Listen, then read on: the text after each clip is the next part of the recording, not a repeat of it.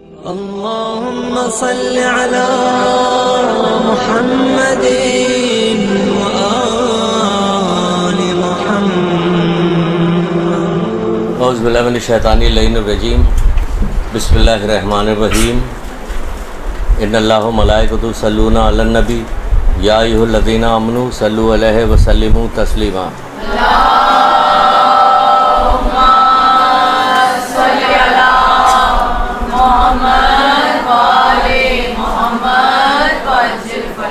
بسم اللہ الرحمن الرحیم. ایاک نعبد و ایاک نستعین. درود پڑھیے محمد آل محمد.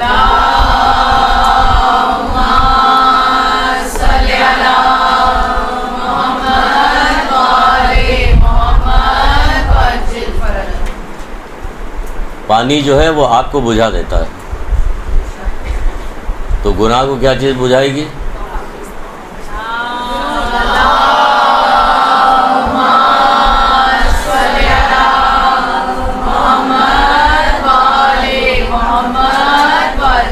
مولا مشکل کشا حضرت علی السلام ارشاد فرماتے ہیں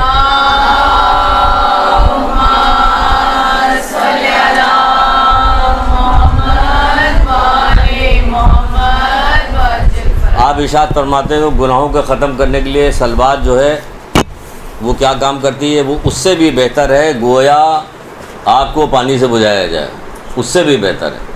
آگ کو پانی سے بجھایا جاتا ہے تو سلوات کیا کام کرتی ہے کہ گناہوں کو ختم کر دیتی ہے. کثرت سلوات مختلف حوالوں میں مختلف وقتوں میں ہمیں پڑھنا چاہیے. اچھا جناب، اب گفتگو ہو رہی ہے. پہلے تھوڑی سی تمہیدی بات سن لیجئے. ساتویں امام موسیٰ غازی علیہ السلام ارشاد فرماتے ہیں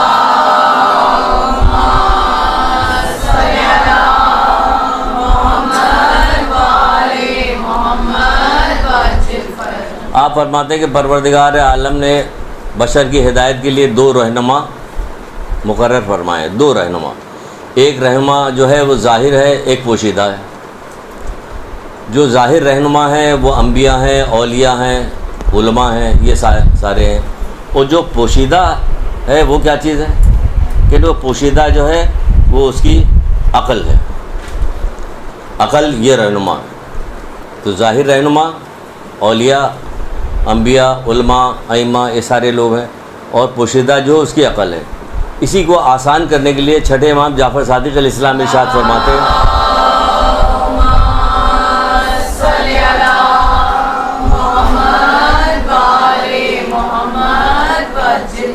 کہتے ہیں جس شخص کو خود اس کا نفس نصیحت کرنے والا نہ ہو تو دوسروں کی نصیحت اس پہ اثر نہیں کرتی. جس شخص کہ اس کا نفس جو ہے خود اسے قبول نہیں کر، نصیحت کرنے والا خود اس کا نفس نہ اپنا نفس نہیں ہو تو دوسرے کی نصیحت اس کے اوپر اثر نہیں کرتی.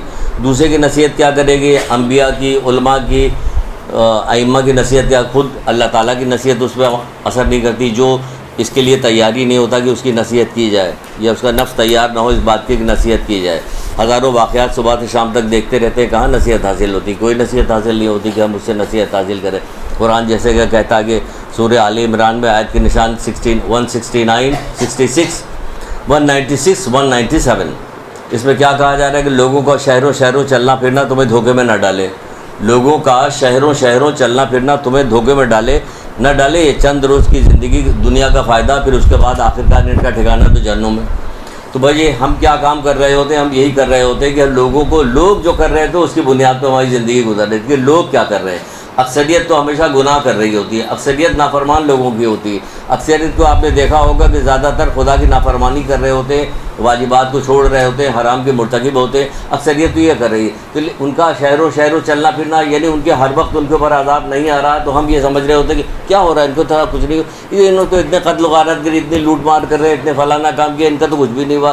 وہ تو گانا بجانا بھی سنے، ان کا تو کچھ بھی نہیں ہوا. وہ تو بے پردہ کی عمر ہے ان کا. یہ اکثر و بیشتر سوال جواب میں پوچھا جاتا، کہا جاتا ہے ان کے ساتھ تو کچھ بھی نہیں ہو رہا. تو وہ اسی بات کو اشارہ کرتے ہوئے پروردگار کہہ رہا کہ لوگوں کا اس طرح سے دنیا میں چلنا پھرنا تو وہ دھوکے میں نہ ڈالے کہ ان کو تو کچھ بھی نہیں ہو رہا تو ہم بھی اسی طرح کریں. آخرکار ان کا ٹھکانہ جہنم ہے. پھر سوچ لو کہ اگر تم ان کے نقش قدم پہ چلو گے تو پھر کیا ہوگا. ان تمام چیزوں کے لیے بہت ساری چیزیں ہمیں بتائی گئی ہیں زمانے کے اعتبار سے. مولا مشکل کشا نے نہج البلاغہ میں بہت ساری چیزیں بتائی ہیں. آپ لوگ نہج البلاغہ پڑھا کیجئے، کوئی مشکل نہیں ہے. جب نفس آپ کا راضی ہو جائے گا، تیار ہو جائے گا نصیحت سننے کے لیے، تو پھر سب کچھ اچھا لگنے لگے. جب نہیں تیار ہوگا تو ہر چیز بری لگتی ہے. پرانے زمانے کے بہت سارے واقعات ایسے ہیں جس میں لوگ قرآن کو ٹھکرا دیا کرتے تھے، اور آج تو اگر زبانی طور پہ عملاً نہیں کرتے تو زبانی طور پر ٹھکرا رہے ہوتے.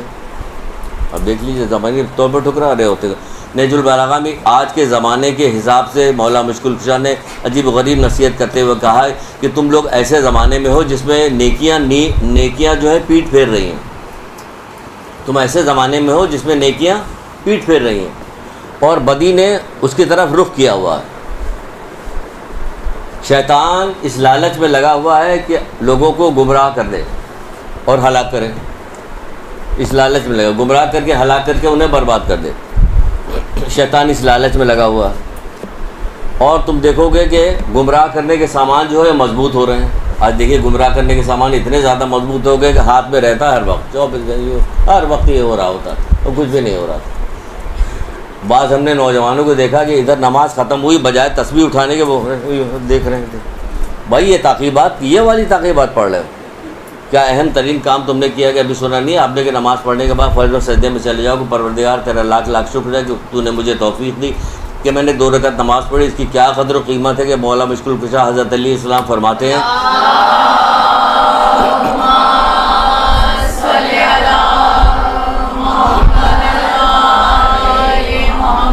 کہ اگر لوگوں کو پتہ چل جائے کہ سجدے میں پروردگار کی طرف سے کیا نعمتیں نازل ہو رہی، کیا رحمتیں نازل ہو رہی، کیا، تو کبھی سجدے سے سر نہ اٹھائے وہ. تو وہ دیکھیے کہ وہاں پر نماز ختم، ہر وقت بیٹھے ہوئے لیٹے 1.5 گھنٹے لوگ جو ہیں 1.5 گھنٹے سے یہی پلٹ رہے ہوتے ہیں. صفحے پلٹنے کو کتاب اٹھا کے دی جاتی ہے، رکھ دی جاتی ہے کہ سرانے بھائی یہ کتاب پڑھ لینا، یہ چھوڑ کے جا رہے ہیں بھی کتاب پڑھ لینا ہے. اس کے بعد جا کے پوچھو کہ بھائی کیا پڑھا تھا، تو بہت کام تھا کام کے جس کتاب نہیں پڑھا میرا چھوڑے. تو گمراہ کرنے کے سامان مضبوط ہو جائے. آپ کی آنکھوں کے سامنے ٹی وی ریڈیو ہائٹس پہ لے کے جاتے ہیں. ابھی دیکھیں کرکٹ میچ کا سلسلہ شروع ہوا تھا، 3-4 دن سے اتنا اٹھا رہے تھے پورا زمانہ لگ گیا تھا. باقاعدہ خبروں میں بتایا یار سڑکیں جو ہیں سنسان پڑ گئی اور ویرانہ ہو گیا. یہ کس بات پہ ہو گیا؟ اسی بات پہ ہو گیا کہ تم نے سامان مضبوط تھے، سامان تم نے ہر طرف سے گھیر گھار کے وہ سے ٹی شرٹس پہن کے وہ طرح کی ٹی وی کے اوپر مختلف چیز بنائی گئی ہے، اس کو دکھایا جا رہا ہے کہ یہ آخر میں کیا ہوا؟ اور پورا پاکستان دعا مانگ رہا ہے. کہاں گئی دعا؟ اللہ دل غافل کی دعا قبول نہیں کرتا. مولا مشکل کشا حضرت علی علیہ السلام.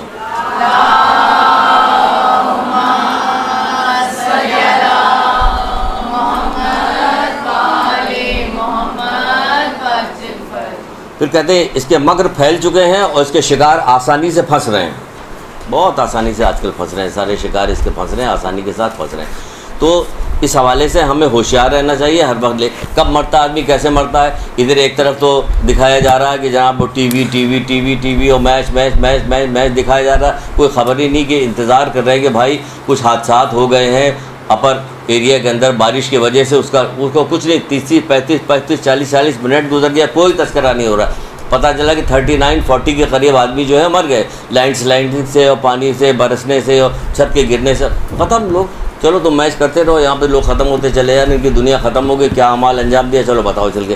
تو کب موت آ جائے گی، کب مرے گا آدمی؟ ہر موت. بھئی موت خوبصورت ترین چیز ہے، حسین ترین چیز ہے. آنی ضرور ہے. جب آنی تو اسے حسین بنا لو، اس کو اتنا یاد کرو کہ جیسے کہ رسول خدا صلی اللہ علیہ وآلہ وسلم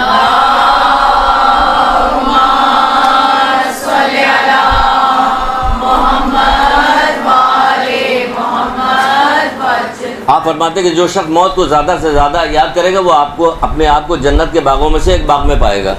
یعنی کہ موت کا یاد کرنا، باغ میں، جنت کے باغ میں پہنچنا. یہاں کسی باغ میں اچھا باغ تو یہاں خیر کیا ملے گا آپ کو، لیکن اگر یہاں کسی باغ میں پہنچ جائے تھوڑی دل کے لیے دل بدل جاتا ہے. واک کرنے کے لیے ایک بندہ گیا تھا تو اس نے مجھے بھی ساتھ پکڑ کے لے گیا، آپ بھی چلیے واک کیجیے. میں نے چھوڑو، میں نے جاگر ہو نہیں واک نہیں بیٹھے رہے. تھوڑے بہت پیڑ لگے تو دیکھ رہا تھا، میں واپس پلٹا. میں نے کہا کہ تو تھوڑے سے بالکل گھٹیا قسم کے درخت لگے ہوئے، اس میں بھی تھوڑی دیر بیٹھنے سے تو دل کی کیفیت تھوڑی سی بدل گئی. تو آخرت میں جو باغات ہوں گے اس میں جانے سے کیا ہوگا، اس کی نشاندہی موت کے حوالے سے کر رہے ہیں رسول اللہ کہ جنت کے باغوں میں سے ایک باغ میں پائے گا. کچھ بھی کہہ سکتے تھے لیکن یہ کہہ رہے پائے گا. تو بہرحال تو علماء نے بہت ساری نصیحتیں اس حوالے سے کی کہ بندوں کو لوگوں کو بہانے سے نصیحت ہوتی رہے تاکہ وہ دین کی طرف متوجہ ہوں۔ اس نصیحت میں ایک نصیحت یہ کی گئی ہے کہ بتایا گیا ہے، کتاب میں لکھا ہوا ہے کہ نجات کی کشتیاں 4 ہیں، 4 نجات کی کشتیاں ہیں۔ دیکھیں کس حوالے سے گھما کے نصیحت کی گئی، وہ آپ دیکھیے گا۔ اس میں پہلی کشتی بتائی گئی ہے حضرت نوح کی، حضرت نوح علیہ السلام کی کشتی پہلی کشتی بتائی گئی ہے نجات کی۔ آپ لوگ اکثر حضرت نوح کی کشتی کا تذکرہ سنتی رہتی ہیں کہ حضرت نوح کی کشتی۔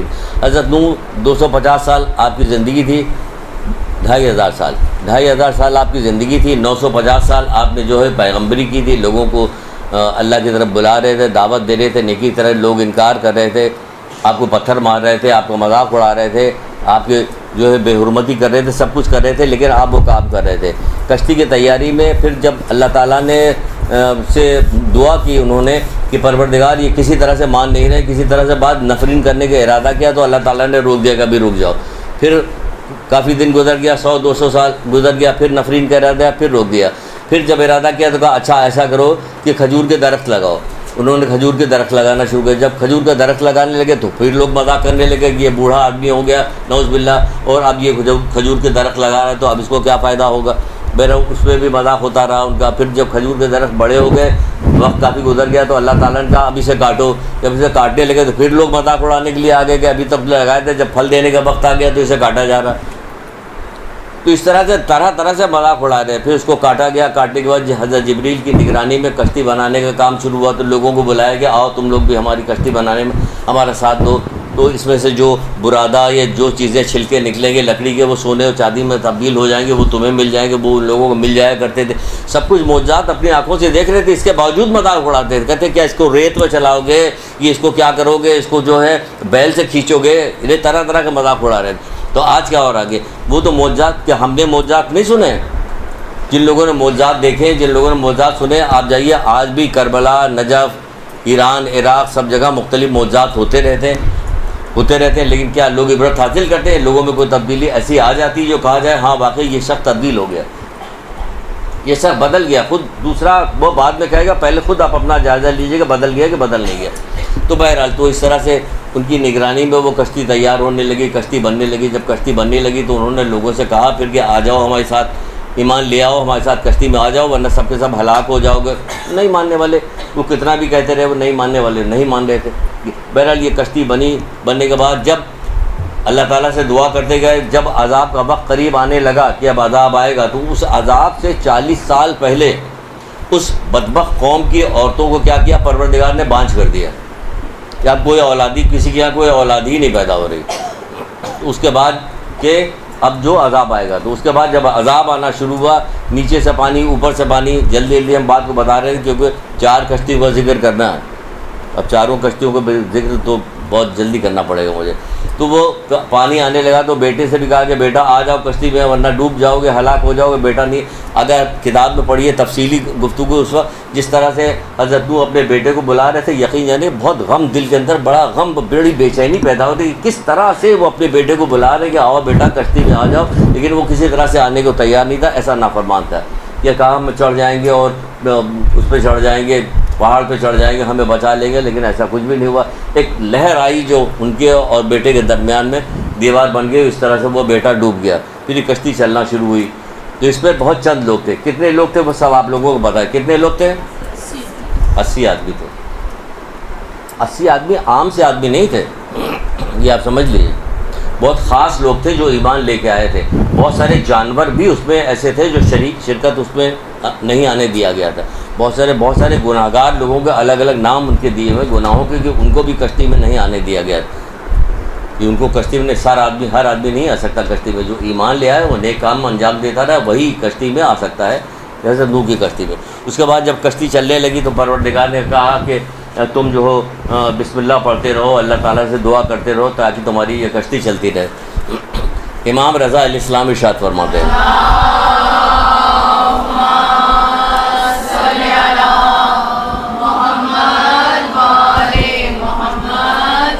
بڑی اذیتیں برداشت کی تھیں حضرت نوح علیہ السلام نے۔ 950 سال تک لوگوں کو دعوت دینا، پیغمبری کرنا، ان سے پتھر کا کھانا، زخمی ہونا، طرح طرح کی بدتمیزیاں ہونا۔ بعض لوگ تو آتے تھے اپنے بچوں کو انگلیاں پکڑ کے لے کے آتے تھے اور کہتے تھے بیٹا دیکھو جب ہم مر جائیں تو اس دیوانے کی پیروی نہ کرنا، ان کو دیوانہ کہتے تھے۔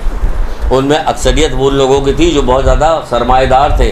تبھی جو بددعا میں حضرت نوح کی بددعا میں ایک جملہ یہ بھی ملتا ہے کہ پروردگار ان سرکش امیر زادوں کو، سرکش پیسے والوں کو، دولت مندوں کو زمین پہ باقی نہ رہنے دینا ورنہ تیرے دوسرے بندوں کو بھی گمراہ کرے گے۔ یعنی پیسہ جو آ جاتا ہے تو پیسہ زیادہ تر جو ہے آدمی کو سرکش بناتا ہے۔ تبھی رسول خدا صلی اللہ علیہ وآلہ وسلم کے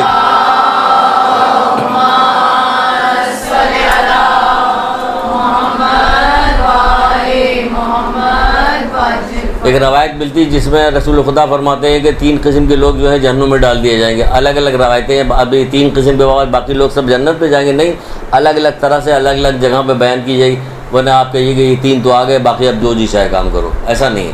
پہلے ایک جگہ پہ فرمایا کہ 3 قسم کے لوگ جہنم میں ڈال دیے جائیں گے۔ ایک وہ جو بلا سبب کسی کو قتل کرتے ہیں، کیا وجہ ہے قتل کرنے کی، کیوں قتل، جو قتل کرتے پھرتے ہیں قتل۔ دوسرے وہ شخص ہے جو اپنے علم کو اللہ کے بجائے اپنے لیے استعمال کرتے ہیں، دنیا کے لیے استعمال کرتے ہیں۔ اللہ کے لیے استعمال کرنے سے کیا مطلب، اللہ کے بندوں تک وہ علم پہنچاؤ، اللہ کے بندوں تک علم پہنچاؤ۔ اور تیسرا وہ فرد ہے کہ جو اللہ تعالیٰ نے اسے مال و دولت دیا، یہ مال و دولت وہ بجائے اللہ کے بندوں پہ خرچ کرنے کے، اللہ کے لیے خرچ کرنے کے لیے، وہ اپنے نام و نمود کے لیے دنیا میں باقی رہنے کے لیے خرچ کرتا ہے۔ یہ پیسہ بھی بڑی بری چیز ہے، یہ پیسہ دیا ہے بڑی اچھی بھی چیز ہے، بڑی بری بھی چیز ہے۔ اچھی چیز اس طرح سے کہ آپ کی ضرورت کے مطابق جو کام آپ سے ہو گیا وہ آپ نے کہا، باقی جو بچا کیا کریں کہ رکھوا دو۔ کہاں رکھوائیے گا؟ بینک میں، آسمانوں میں رکھوا دو۔ حضرت عیسیٰ علیہ السلام کیا کہتے ہیں کہ اپنا پیسہ جو آسمانوں میں رکھواؤ، کیونکہ وہاں پہ کیا ہوگا کہ تم غریبوں کو دو گے تو وہ لے آ کے تمہیں قیامت کے دن تمہیں واپس کریں گے، تمہیں واپس اور تمہارا دل بھی آخرتی میں لگا رہے گا کہ ہم نے اتنا بھیج چکے، جہاں کے لیے بھیجو گے مال و دولت تو وہاں کے لیے تمہارا دل لگے گا۔ تو ہمیں غریب مسکین کو دینا چاہیے۔ اگر اس کی فضیلت پتہ چل جائے لوگوں کو کہ غریب و مسکین و ضرورت مندوں کو پیسہ دینے کا کیا فائدہ ہے، تو پھر تو وہ سخت ترین محنت کر کے پیسہ کمائیں کہ ان کو دیں۔ لیکن محنت کمانے کے بعد کہتے ہیں کہ ہم نے کمایا تو ہم دوسروں کو دے دیں۔ کپڑے پہ کپڑا بنوائیے گا آپ لوگ ہیں، ٹی وی پہ دکھایا جاتا ہے ڈراموں میں کہ نہیں ہمارے پاس کئی لیٹسٹ ماڈل گاڑی تو ہے تمہارے پاس، نہیں فلاں گاڑی ہمیں چاہیے، یہ لیٹسٹ ماڈل گاڑی تو سب کے پاس ہے۔ یہ سب فرمائشیں ہوتی ہیں صرف پیسے کی وجہ سے۔ بہرحال چوتھے امام، 8ویں امام کیا ارشاد فرماتے ہیں؟ آپ ارشاد فرماتے کہ پروردگار نے حضرت نوح کو ارشاد فرمایا کہ جب کشتی کو خطرہ محسوس ہو تو 1000 دفعہ لا الہ الا اللہ پڑھنا۔ جب کشتی کو خطرہ محسوس ہو تو 1000 دفعہ لا الہ، کچھ یہ بڑی چیز نہیں ہے 1000 دفعہ لا الہ الا اللہ۔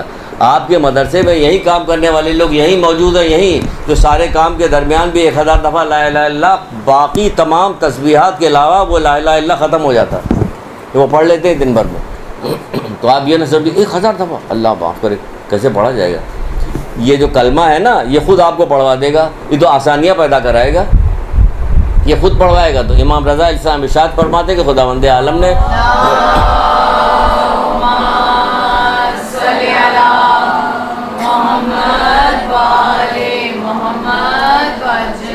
کہا حضرت نوح سے ارشاد فرمائے، کہا کہ جب کشتی کو خطرہ محسوس ہو تو 1000 دفعہ لا الہ الا اللہ پڑھو، ٹھیک ہے نا؟ اس کے علاوہ بھی بتایا، پھر آگے چل کے بھی بتایا، پھر کہا کہ جو شخص لا الہ الا اللہ پڑھے گا اس کی غربت دور ہوگی، فقر و فاقہ یعنی غربت سے اس کی دور ہو جائے گی، اور عذاب قبر سے نجات ملے گی اسے۔ دوسرا فائدہ دیکھیے، عذاب قبر سے نجات ملے گی۔ ہر روز جو اسے پڑھے گا تو خداوند عالم کیا کام کرے گا؟ 5000 گناہ اس کے معاف کر دے گا۔ ہمارے اتنے کا گناہ آپ تو بہت نیک ہے نا، ہم نیک ہے، آپ کہیے گا آپ نیک ہے، سارے لوگ نیک ہیں۔ جو لکھنے والا لکھ رہا نا، رائی کے دانے کے برابر نیکی کرو گے وہ بھی دیکھ لو گے، رائے کے دانے کے برابر بدی کرو گے وہ بھی دیکھ لو گے۔ ہمیں چھوٹے گناہ جو ہمیں پتہ بھی نہیں چلتے کہ ہم سے سر درد ہو رہے ہیں وہ بھی لکھ لیے جاتے ہیں۔ 1 ساتھ کا ظلم 60 سال کے گناہوں سے بدتر ہے، 1 ساتھ کا ظلم 60 سال کے گناہوں سے بدتر ہے۔ تو 1 ساتھ کا ظلم 60 سال، اب یہ ظلم کیا؟ اللہ کی نافرمانی ظلم ہے۔ جب حضرت صحابی تھے ابو ذر غفاری، جب ان کو جلا وطن کیا گیا اور جو جا رہے تھے تو کسی نے کہا کہ آپ جا تو رہے ہیں، اب چلے جائیں گے، آپ تو ہمیں نصیحت فضیلت، آپس میں بیٹھتے تھے نصیحت فضیلت کرتے تھے، تو کہا گیا اب ہمیں نصیحت کون کرے گا؟ تو آپ نے پرچے پہ ایک چیز لکھ کے بھیج دی. اس نے اس کو دیکھا تو اس میں لکھا ہوا تھا کہ جس سے محبت کرتے ہو اس پہ ظلم نہ کرنا. اسی سمجھ میں نہیں آئی کہ یہ کیا بات ہے کہ جس پہ محبت کرتے ہو اس سے ظلم نہ کرنا.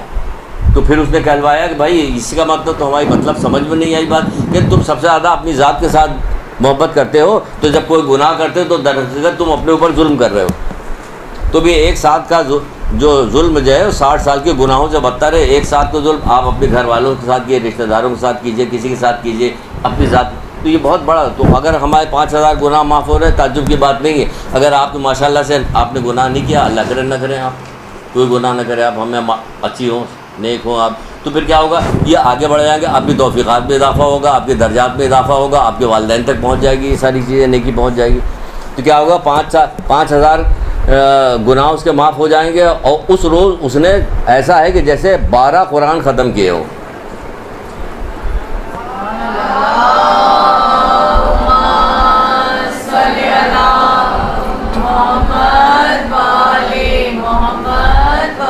آپ سوچئے کہ ہماری یہ کشتی جو چل رہی ہے, ہم جو اس زمانے میں زندہ ہیں, اس کو کیسے چھوڑ دیں کہ حضرت نوح کی کشتی تو پانی میں چل رہی تھی, تو ان سے کہا گیا کہ بھائی جب کہیں خطرہ محسوس ہو تو یہ پڑھ لیا کرو, لا الہ الا اللہ پڑھ لیا کرو, خطرہ محسوس ہو. تو ہم جس زمانے میں زندگی گزار رہے ہیں, ہماری جو زندگی کشتی ہے اس میں پانی میں خطرہ تھوڑی ہے, تو چاروں طرف بدترین گناہوں کا سیلاب آیا ہوا, اس کے درمیان ہماری کشتی چل رہی ہے. تو اب کیا کیا جائے, کیسے کام ہو؟ جیسے آپ کو یہ فکر مل گئی, جیسے آپ کو یہ پتہ چل گیا کہ کشتی حضرت نوح کی کشتی لا الہ الا اللہ کے کہنے سے پار لگی, نیت کر لیجئے کہ میں بھی اپنی زندگی کشتی اسی لا الہ الا اللہ کے پڑھ کے پار لگاؤں گی, کہ ہماری شادی ہو جائے, بیاہ ہو جائے, کام ہو جائے, بچوں کا کام ہو جائے, بھائی کا کام ہو جائے, رشتہ داروں کا کام ہو جائے, ساتھ خیریت کے اس دنیا سے توبہ ہو, ساتھ ایمان کی اس دنیا سے گزر کے اپنی منزل تک پہنچ جائیں. تو کس چیز سے پہنچیں گے؟ یعنی اس چیز سے پہنچیں گے, نیت کر لیجئے, کیونکہ اس وقت جو ہے جو گناہوں کا سیلاب آیا ہوا, یہ کوئی ویسا پانی کا سیلاب, معمولی سیلاب نہیں ہے, بہت خطرناک سیلاب ہے اس وقت. معمولی بات سے ہمیں پتہ بھی نہیں چلتا کہ بات پتہ چلتی کہ اچھا یہ بھی گناہ تھا, یہ معلوم ہے. پھر چھٹے امام جعفر صادق علیہ السلام فرماتے ہیں,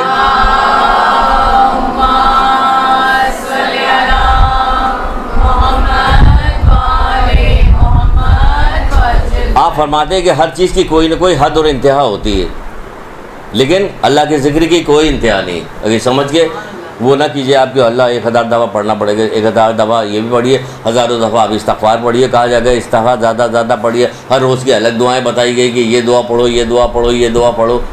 جیسے کہ آپ کی جو وہ والی کتاب ہے دنیا آخرت کی 100 پریشانیوں کا حل, اس میں امام حسین اسلام کے حوالے سے کہا نہیں گیا کہ ہر ہفتے جو دعا پڑھنی ہے, کیا پڑھنی ہے, روزانہ 1000 دفعہ کتنی پڑھی. آج کا کیا ہے, آج کا ایاک نعبد و ایاک نستعین, آج کی تو یہ ہے نا, آج کے دن کی یہ پڑھیے, یہ 1000 دفعہ پڑھ. تو بعض لوگ سارے عمل انجام دے رہے ہوتے اور زندگی کا کام بھی کر رہے ہوتے, کہ کیوں کام کر رہے ہوتے, لیکن یہ دعا سارا کام ان کا آسان کر رہی ہوتی ہے. تو یہ دعا پڑھنے میں رکاوٹ کوئی نہیں آ رہی ہوتی, کتنے جلدی ان کے کام ہو جاتے ہیں کہ وہ پڑھ بھی لیتے ہیں, وہ پڑھنا بھی ہو جاتا ہے. تو چھٹے امام کیا فرماتے کہ زیادہ کہ کوئی حد و انتہا نہیں, جیسے واجبات کے لیے بجا لانے کی کوئی حد نہیں ہے, اسی طرح جو ہے ماہ رمضان کے روزے جو ہے اس کے ایک وقت معین کیا گیا ہے کہ اس میں بھی روزہ رکھ دیں, 5 وقت کی نماز اس کا معین, حج کا ایک وقت مقرر کیا گیا, اس میں وہ حج ہو جائے. لیکن اللہ کے ذکر کی کوئی حد نہیں, یہاں تک کہ خود بھی اللہ جو ہے یہ تھوڑے سے ذکر پہ اتفاق نہیں کرتا, راضی نہیں ہوتا کہ آپ نے تھوڑا سا ذکر کر دیا تو اللہ راضی ہو گیا, اس پہ بھی راضی نہیں ہوتا. پھر یہ کہہ کے مولا نے سورہ احزاب کی آیت کے نشان 41 اور 42 کا تذکرہ کیا. کہا گیا اے ایمان والو, اللہ تعالیٰ کو بہت زیادہ یاد کیا کرو اور صبح شام اس کی تسبیح کرو, بہت زیادہ یاد کیا کرو. تو اس کی کوئی حد اور انتہا نہیں ہوتی. پھر ایک جگہ پہ رسول خدا اب یہ لا الہ الا اللہ کے بات آئی تو 2-3 چیزیں بتا دیں تاکہ شوق بھی پیدا ہو جائے زیادہ, جبکہ ہم کبھی بتا بھی چکے ہیں شاید. کہ رسول خدا کیا فرماتے, کسی سے کہا کہ تم اپنے مردے کو لا الہ الا اللہ کی تلقین کیوں نہیں کرتے, کیونکہ لا الہ الا اللہ جو ہے گناہوں کو مٹا دیتا. پھر کسی نے کہا کہ اللہ کے رسول اگر زندہ حالت میں کیا جائے جو زندوں کے لیے ہو تو اس کے لیے کیا حکم ہے, تو کہا یہ بھی گناہوں کو مٹا دیتا ہے زندگی میں بھی, اور زندگی کے بعد مرنے کے بعد, اور مرنے کے بعد دوبارہ جب اٹھایا جائے گا تب. یعنی اتنی بہترین چیز یہ لا الہ الا اللہ کہ یہ اس کو پھر چھٹے امام ارشاد فرماتے امام جعفر صادق علیہ السلام,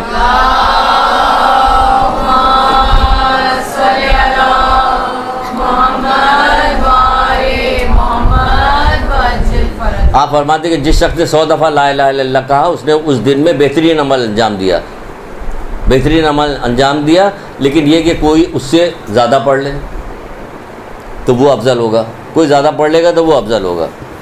چلیے آپ 1000 دفعہ نہیں پڑھ سکتی، لیکن ہم کیوں کہیں کہ نہیں پڑھ سکتی؟ پڑھ سکتی، پڑھیے 1000 دفعہ پڑھیے لا الہ۔ یہاں سے بیٹھ کے بس میں گھر تک جائیے گا، آپ کی تسبیح ختم ہو چکی ہوگی لا الہ الا اللہ۔ ویسے بھی جاتی رہی تو کیا تسبیح ختم ہوئی؟ کہ کوئی نہیں، ادھر دیکھا ادھر دیکھا، وہ جا رہا وہ آ رہا یہ ہو رہا، یہ دیکھا دیکھی میں کٹ جاتا ہے۔ پڑھ کے ختم کیجیے اس کو۔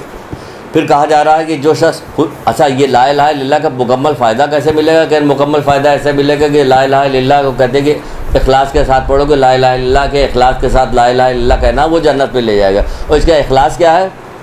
اللہ کی حرام کردہ چیزوں سے اپنے آپ کو بچانا، جس چیز کو منع کیا اس سے آپ رکتی رہیے گا، تو یہ اس کا اخلاص ہو گیا۔ تو یہ کیا ہوا؟ اس کشتی میں بیٹھنے کے بعد کیا کام ہوا؟ ہم نے لا الہ الا اللہ پڑھا، لا الہ الا اللہ کیا کیا حضرت نو لا الہ الا اللہ پڑھ رہے ہوں گے تو اللہ تعالیٰ کے تمام اس سے ان کو تو نہیں کہا جا سکتا کہ کوئی برائی کر رہے ہوں گے، بلکہ جو اس میں شامل تھے جو آ کے بیٹھ گئے تھے کشتی میں وہ بھی گناہوں سے تو پتہ چلا گناہوں سے اپنے آپ کو بچانا ہی کشتی کو پار لگاتا ہے، چاہے کوئی سی بھی کشتی آ جائے۔ یہاں تک کہ کوئی سی بھی کشتی آ جائے تو دوسری کشتی کون سی آ رہی، 15 منٹ میں ایک کشتی پار لگ گئی، 15 منٹ ہوا ایک کشتی نکل گئی۔ اب آئیے دوسری کشتی میں آ جاتے ہیں۔ دوسری کشتی کیا ہے؟ حضرت لقمان علیہ السلام جو ہے اپنے فرزند سے کہتے ہیں، کیا کہتے ہیں کہ بیٹا یہ دنیا بے شک ایک گہرا سمندر ہے، دنیا ایک گہرا سمندر ہے۔ لیکن کس طرح سے بتایا جا رہا ہے؟ اس میں اکثر لوگ غرق ہو گئے۔ دنیا ایک گہرا سمندر ہے، اس میں اکثر لوگ غرق ہو گئے۔ اب غرق ہو جانے سے کیا مراد ہے؟ گہرے سمندر سے کیا مراد ہے؟ گہرے سمندر سے اور غرق ہو جانے سے مراد یہ ہے کہ دنیا میں اللہ کی نافرمانی کی وجہ سے لوگ غرق ہو گئے، ڈوب گئے لوگ، ہلاک ہو گئے لوگ۔ کیونکہ حضرت نوح کی کشتی میں اس زمانے میں غرق کون ہوا؟ جو نافرمان تھا، جو ان کے کہنے پہ نہیں آیا وہ غرق ہو گیا۔ تو اسی طرح دنیا گہرا سمندر ہے، یہ دنیا داری میں لگ کے ایسا نہ ہو کہ غرق ہو جائے۔ بیٹا یہ دنیا جو ہے گہرا سمندر ہے، اس میں اکثر لوگ غرق ہو گئے ہیں۔ اس دنیا میں تمہاری کشتی کیا ہونی چاہیے؟ اب اس دنیا میں کشتی بتا کہ تمہاری کشتی جو ہے تقوی الہی ہونا چاہیے۔ اب یہ کشتی بن رہی ہے تقوی الہی کی کشتی بن رہی، تمہاری کشتی تقوی الہی ہونا چاہیے۔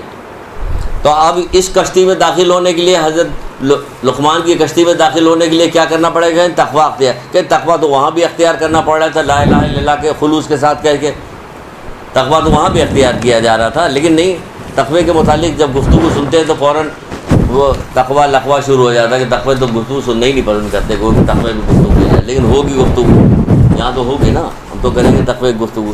تقوی سے مطلب کیا ہے؟ کوئی ایسی خوفناک چیز تھوڑی ہے۔ تقویٰ بعض جگہ پہ کبھی میں نے اپنے دل سے یہ والی بات کہی تھی، تقویٰ ایک ایسا خوف ہے جو آپ کسی سے محبت کرتے ہیں، کسی شدید ترین محبت کرتے ہیں، آپ اسے ملنے کے لیے جا رہے ہوتے ہیں، بڑی گھبراہٹ میں جلدی جلدی کپڑا بدل رہے ہوتے ہیں، یہ خوشبو لگا رہی ہے، یعنی کیا گھبراہٹ کس بات کی؟ میں ڈر رہی ہوں یا ڈر رہا ہوں کہ کہیں دیر نہ ہو جائے تو وہ میرا انتظار کرے گا، کہیں وہ خفا بھائی۔ تو یہاں بھی جو ہے آپ جو ہے گناہوں سے پرہیز کیجیے، کہیں اللہ تعالیٰ خفا نہ ہو جائے۔ یہ اللہ تعالیٰ کا تقویٰ جو ہے ایک طرح سے دیکھا جائے عشق پروردگار بھی ہے۔ یہ عشق پروردگار میں جو چیز رکاوٹ ڈالتی ہے اس کو ہٹائیے، وہی تقویٰ ہے، یعنی پرہیزگاری اختیار کیجیے۔ پھر ایک اور مقام پہ جو کہا جا رہا ہے وہ کیا کہتے ہیں کہ تقویٰ یہ ہے، یہ کون کہہ رہا ہے؟ کہ یہ مولا مشکل کشا کہہ رہے ہیں۔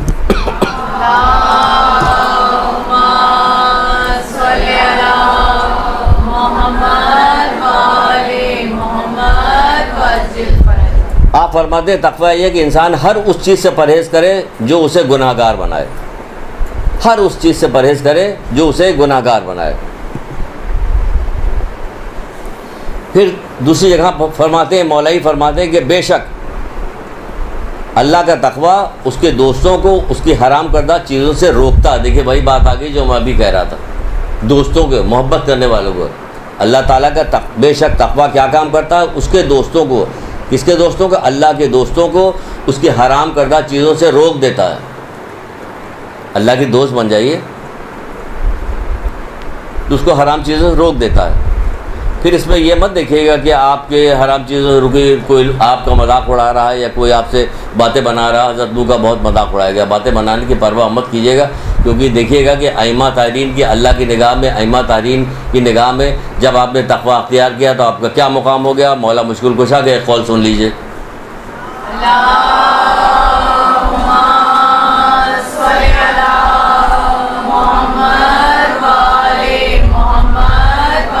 تو مولا مشکل کشا کیا فرماتے؟ جسے تقوی نے سر بلندی عطا کی اسے پست نہ سمجھو. تقوی نے سر بلندی عطا کی اسے پست نہ سمجھو. یعنی مولا کی نگاہ میں وہ پست نہیں ہے. دنیا کی نگاہوں میں پست ہو جائے ہمیں کیا پرواہ کہ دنیا والے ہمیں کیا سمجھ رہے ہیں، اس کی ہمیں پرواہ نہیں ہے. مولا کی نگاہ میں کیا دیکھنا چاہیے. اور کہتے ہیں جسے دنیا نے سر بلندی عطا کی اسے بڑا نہ سمجھو. معاملہ تو یہی ہو رہا کہ جس نے دنیا نے سر بلند اسے ہم لوگ بڑا سمجھ رہے تھے، یہ ہیرو ہے، یہ ہیرو ہے، یہ فلانا، یہ ہمارا آئیڈیل ہے، وہ آئیڈیل. وہی آئیڈیل نہیں ہے. دیکھو کہ مولا کس کو کہہ رہے ہیں، جس کو مولا پسند کر رہے ہیں وہی آئیڈیل ہے ہمارا، وہی فریم ہمارا آئیڈیل ہے اور دوسرا کوئی نہیں. پھر فرماتے ہیں حضرت لقمانی ایک جگہ فرماتے ہیں میرے پیارے بیٹے تم اچھا اب یہ تقویٰ کر کے اتنا نہ تقویٰ ہو جائے کہ ہر چیز سے بالائے تار ہو گئی، بیٹھی ہوئی آپ کوئی کام کاج نہیں کر رہی، صرف تسبیح بیٹھی پڑھ رہی، نمازیں پڑھ رہی. نہیں، ہر کام عبادت ہے. دنیا کا کوئی کام ایسا نہیں ہے جو عبادت ہے. ایون یہ کہ مومن کو مسکرا کے دیکھ دینا بھی عبادت میں شمار ہوتا ہے. کبھی ذکر آئے گا تو کام کرنے کے باب میں یہ والی بات بتائیں گے کتنا فائدہ ہے کام کرنے کے باب میں. جو ہم لوگ سمجھتے ہیں کہ جب کام کاج کر رہے ہوتے تو یہ نہیں عبادت میں خلل پڑا. خلل کہاں پڑا؟ یہ خود عبادت ہو رہی. نیت تو کیجیے آپ. ایک دفعہ نیت کر لیے کہ جو کام کروں گی میں قربتاً اللہ کے لیے کروں گی، سب کچھ عبادت بن جائے گی، ساری چیز عبادت. تو کہہ رہے بیٹا تم دنیا میں اس قدر داخل نہ ہو جاؤ گے تمہاری آخرت خراب ہو جائے. یعنی دنیا داری کا کام اتنا نہ کرنا کہ آخرت خراب ہو جائے، اور نہ تم اس قدر اس کو ترک کر دینا کہ لوگوں پہ بوجھ بن جاؤ. سارا کام بیٹھے ہوئے کوئی نہیں کر رہے، کیا اٹھاؤ، ارے پڑھ رہی، نماز پڑھی، دعا پڑھی، نماز پڑھی، ذکر کری، نہ چھوڑ تو ہم ہی کر لیتے ہیں گھر پہ ہو گئے. اتنا بھی نہیں، چلتے پھرتے سب کام ہر آدمی کرتا رہے. تو کہہ رہے کہ دنیا میں اتنے داخل نہ ہو جائے کہ تمہاری آخرت تباہ ہو جائے. کہ دنیا ہی کما رہے ہو، کماتے جا رہے ہو، پھر دنیا میں تمہارے پاس ٹائم ہی نہیں مل رہا، تمہارا وقت ہی نہیں ہے وہاں پر. نہ اتنا اس کو ترک کر دو کہ لوگوں پہ بوجھ بن جاؤ. جیسے کہ حضرت عیسیٰ کسی جگہ سے گزر رہے تھے، کسی عابد کے بعد گزرے، کہ کون؟ کہہ رہے میں عابد. کیا کر رہے ہو؟ کہ عبادت کر رہے ہیں. کہ تمہارا خرچہ پانی کون چلاتا ہے؟ کہ میرا بھائی، بڑا بھائی چلاتا ہے، یا بھائی. کہ تو وہ ہوا عبادت گزار، بڑا عبادت گزار تو وہ ہوا کہ وہ جو ہے عبادت بھی کر رہا ہے اور رزق حلال بھی کما رہا ہے. تو ایسا نہیں کہ چھوڑ چھاڑ کے سب بیٹھ جائے کہ جناب ہم عبادت کر رہے ہیں کہ ہمارے پاس تو ٹائم نہیں کہ یہ سب کام کرنے کا. تو یہ نہ کہو. پھر کہا جا رہا ہے کہ تقویٰ جیسی کوئی کرامت نہیں. یعنی تقویٰ جو آپ نے اختیار کر لیا، گناہوں کو آپ نے چھوڑ دیا، تو مولا مشکل کشا فرماتے کہ اس جیسی کوئی کرامت نہیں ہے. سب یہ کرامت نہیں. ایک صاحب تھے جو عالم کے بارے میں انہوں نے سنا کہ وہ بہت بڑے عالم ہیں اور بہت زیادہ تقویٰ پرہیزگاری ان کے پاس ہے. تو ان کے پاس جا کے رہنے لگے کہ میں آپ کے پاس مہمان بن کے آیا ہوں. وہ عالم کو بیچارے کو کیا پتہ کہ یہ جاسوسی کرنے کے لیے آئے. وہ مہمان بن گیا، ان کے رہتے رہے کافی دنوں کو. اس کے بعد ایک دن کہا کہ اچھا بس اب ٹھیک ہے اب ہم جا رہے ہیں. اور اصل میں جس کام کے لیے آئے تھے وہ تو ایسا کچھ کیا کس کام کے لیے آیا تھا؟ پھر میں نے آپ کے بارے میں بہت سنا تھا کہ آپ بہت متقی ہیں، بہت پرہیزگار ہیں، لیکن میں نے تو آپ میں کوئی کرامت ہی نہیں دیکھی، تو اس لیے میں جا رہا ہوں. کہہ رہے اچھا یہ بتا تو کہ اتنے دن تو میرے ساتھ رہا، کوئی گناہ بھی مجھے کرتے ہوئے دیکھا؟ کہ نہیں گناہ تو کوئی نہیں کرتے ہوئے. کہتے بھائی اس سے بڑی کرامت کون سی ہوگی؟ تو مجھے گناہ کرتے ہوئے نہیں کہا اس سے بڑی کرامت اور کون سی ہوگی؟ تو ہم لوگ سمجھتے ہیں کہ تقویٰ اختیار کے لیے کوئی ہوا میں اڑنے لگے، میں اڑتا ہوا آتا وہاں سے کہ مولا آئے ہے بھائی یہ تو سر ہمارے تو بہت کرامت والے اڑتے ہوئے آ رہے ہیں. تو یہ کرامت نہیں. وہ کہہ رہے ہیں کہ مولا مشکل کشا کا قول ہے کہ تقویٰ جیسی کوئی کرامت نہیں. کوئی کرامت، ساری کرامتوں کو انہوں نے رد کر دیا کہ تقویٰ جیسی کوئی کرامت نہیں. یہ نہیں یہ کہ اپنے آپ کو گناہوں سے بچانا.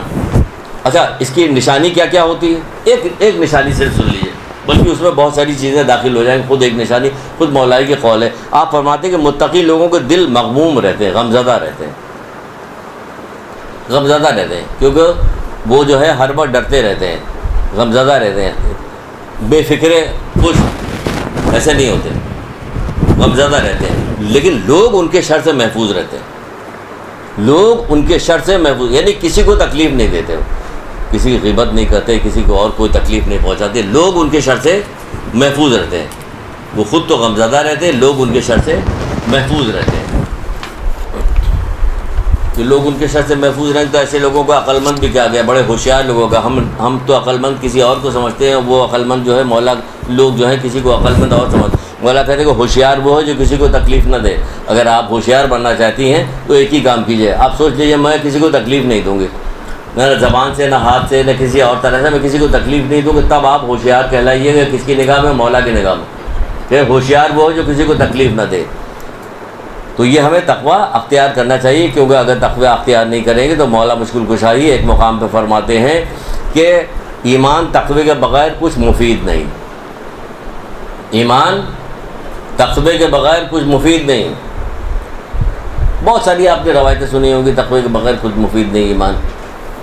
بہت سارے کام ایسے کر جاتے ہیں جیسے کہ ابھی ماہ سیام آ رہا ہے، اب یہ ایمان تقوی، اب ایمان تقوی، ایمان میں کیا آ گیا کہ روزہ رکھنا ایمان میں، نماز پڑھنی ایمان کی حالت میں، ایمان ہے، ہم ایمان لے آئے ہیں، کلمہ پڑھ لیا تو ہمیں کیا کرنا، حج پہ بھی جانا ہے. لیکن کیا ہے تقوی کے بغیر مفید نہیں. وہ کیا کہتے ہیں، مولا کہتے ہیں کہ بہت سارے لوگوں کو ماہ سیام میں بھوک و پیاس کے علاوہ کچھ نہیں ملتا. تقوی کے بغیر مفید نہیں، یعنی کہ تقوی روزہ رکھنے سے جو فائدہ ہوگا وہ نہیں انہیں ملا. پھر انہیں ملا کیا کہ بھوک و پیاس ملی، انہیں کچھ ملے ہی نہیں. تو بھوک و پیاس کے علاوہ انہیں کچھ نہیں ملا. پھر ایک چیز اور ہے تقوی میں بہت زیادہ کارآمد. ایک آدھ چیز چھوڑ رہے ہیں کیونکہ وقت ہمیں لگ رہا ہے کہ ختم ہو رہا بہت جلدی.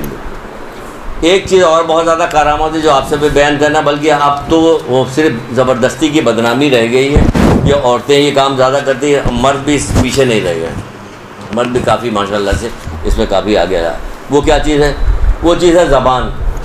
یہ بہت زیادہ مفید ہے تقوی میں. حضرت لقمان ہی فرماتے ہیں، انہی کا تذکرہ چل رہا ہے تو چلیے انہی کے حوالے سے ایک بات بتا دیتے ہیں. حضرت لقمان فرما رہے ہیں، کیا فرما رہے ہیں حضرت لقمان؟ اپنے بیٹے سے کہتے ہیں کہ بیٹا ہم نے کیا کام کیا ہے، یہ 7 باتوں کو 7000 چیزوں میں جو ہے پوشیدہ، 7000 چیزیں، اس میں 7 باتیں ایسی ہیں جو 7000 چیزوں کا فائدہ تم کو دیں گی. اب وہ 7 چیزیں کیا چاہیے؟ وہ پہلی چیز بتاتے ہیں خاموشی ایک ایسی عبادت ہے جس میں کوئی مشقت نہیں. بہت کاہلی ہے، کام کرنا نہیں چاہتی ہے نا آپ، بہت کاہلی، آپ کو ذرا زبان کو روک لیجیے. نہیں، ساری کاہلی جو ہے وہ جسمانی ہے، زبان کی کوئی کاہلی نہیں ہے. زبان نہیں رکے گی کسی طرح سے.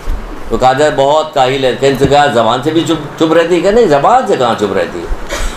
تو وہ کیا کہہ رہے ہیں؟ آپ فرماتے ہیں کہ خاموشی ایسی عبادت ہے جس میں کوئی مشقت نہیں. تو بچائیے اپنے آپ کو. پھر فرماتے ہیں خاموشی ایک زینت ہے. خاموشی ایک زینت ہے جو بغیر لباس، زیور اور دیگر آرائشی سامان کے بغیر بھی انسان کو وقار میں اضافہ کرتی ہے. آپ زینت کے سامان کیوں پہنتی ہیں؟ بہت اچھا کپڑا، یہ وہ زیورات، اپنے جو عورتوں کے محفلوں میں جاتی ہیں بہت بہترین کپڑا پہنتی ہوئی، اسی لیے کہ تاکہ آپ کے وقار میں اضافہ ہو. تو وہ کہہ رہے کہ نہیں، خاموشی اختیار کرو، تمہیں نہ کپڑے کی ضرورت پڑے گی، ایسے کپڑے کی نہ کسی زینت کی ضرورت پڑے گی، نہ کسی دیگر زیورات کی ضرورت پڑے گی، پھر بھی تمہارے وقار میں اضافہ کرے گی کہ خاموش رہتی. اب آپ اچھا، یہ بھی بہت ساری چیز بتائی گئی ہے بھی اور نہیں بھی ہے. خاموش رہے گی تو کیا کہا جائے گا؟ گھنی کہیں کہ آ گئی. یہ کب کہا جائے گا گھنی؟ کب کہا جائے گا؟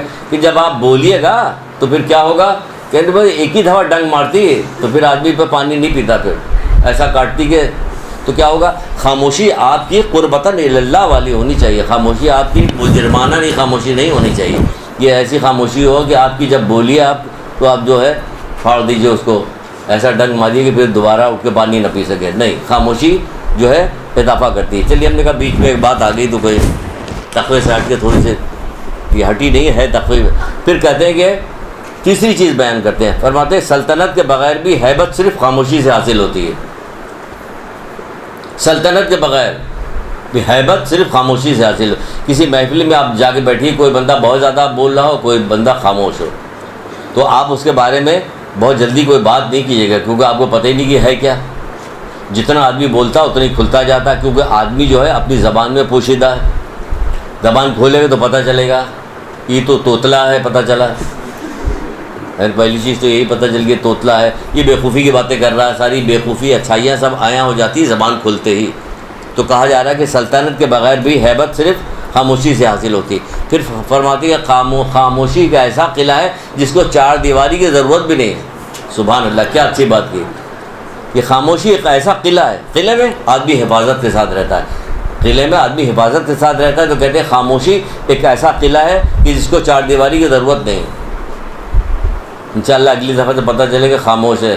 والدین یہاں پہ آئیں گے، کہیں ماشاء اللہ پتہ نہیں ایسا آپ لوگوں نے تربیت کی، ہماری بچی تو بالکل خاموش ہو گئی. اب ایسی بھی خاموشی نہ اختیار کیجیے کہ مولانا پوچھا قبول تو آپ ہاں بھی ہوں بھی کرنے کو تیار نہیں. یہ والی خاموشی نہ اختیار کیجیے گا. تو بہرحال چوتھی چیز ہے خاموشی ایک ایسا قلعہ ہے جو چار دیواری کا بعد. پھر کہتے ہیں خاموش رہنے والوں کو لغزش اور بیہودہ باتوں سے معذرت کی ضرورت نہیں پیش آتی.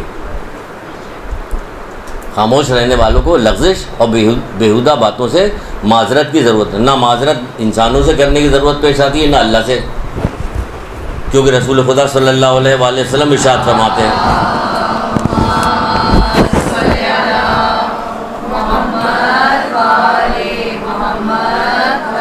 آپ فرماتے ہیں جس کی گفتگو بڑھ جاتی ہے اس کی غلطیاں بڑھ جاتی ہے، اور جس کی غلطیاں بڑھ جاتی ہے وہ گناہ گار ہوتا ہے، اور گناہ گار جو ہے دوزخ کا مستحق ٹھہرتا.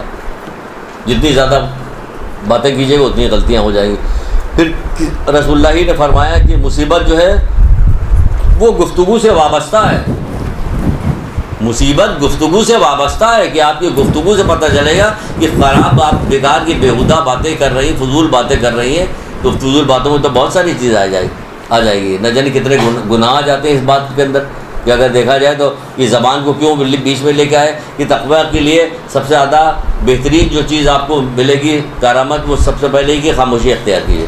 کم بولیے آپ، کیونکہ زیادہ بولیے گا تو گناہ زیادہ ہوگا. کہ رسول اللہ نے یہ بھی تو کہا تھا کہ سب سے زیادہ قید کرنے کا کوئی حقدار ہے کہ اسے قید کیا جائے تو وہ زبان ہے. زبان کو قید کر دو، بند کرو، کم سے کم بولو. جو شخص اللہ اور روز آخرت میں کیسی عجیب انداز میں بات کی گئی کہ بندہ خاموش رہے. ساری جمع کر دیجیے ایک جگہ، خاموشی کی زبان کے اوپر جمع کر دیجیے، پوری کتاب بن جائے. یہ کتنی ہے. جو شخص جو اللہ اور آخرت پہ ایمان رکھتا ہے اسے چاہیے اچھی بات کرے ورنہ چپ رہے. جو شخص اللہ اور روز آخرت پہ ایمان رکھتا ہے اسے چاہیے اچھی بات کرے ورنہ چپ رہے، خاموشی اختیار کرے.